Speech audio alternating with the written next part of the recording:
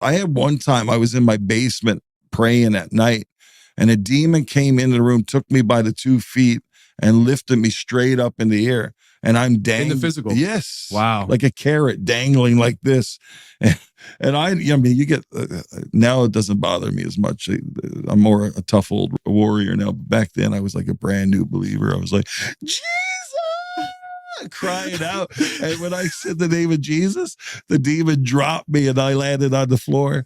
Another time I was in my room and I woke up and I was floating next to the ceiling. I'm touching the ceiling like this. I'm like, God, don't let the ceiling open up. This wasn't a demonic thing. I believe it was an angelic thing in this sense. And I'm floating. And I thought, if the roof opens up, the stars are the limit. I was so terrified. These encounters just mess your mind up. But every encounter that you have with the Lord, there's revelation that comes to strengthen your walk and journey. They don't just happen for happening's sake.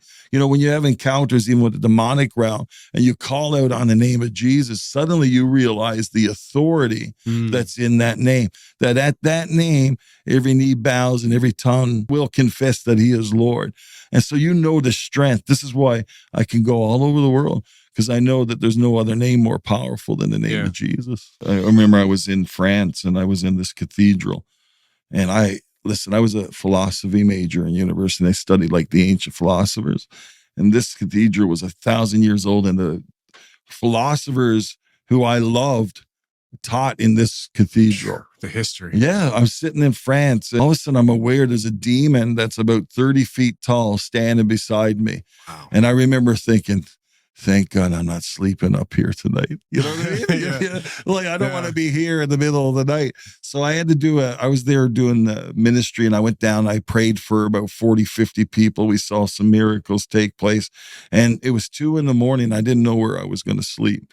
This can happen. You're like, you don't know where you're going to sleep that night. All of a sudden they drive me back up the mountain toward the cathedral, and the house that I'm sleeping in that night is right next to the cathedral.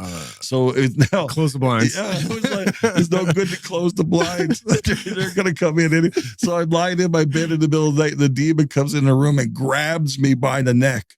And instead of getting afraid, I was like, you get out of here. I've only got 2 more hours sleep, and I got to drive to Paris, and I'm not going there tired. And when I said that, it went right out the door.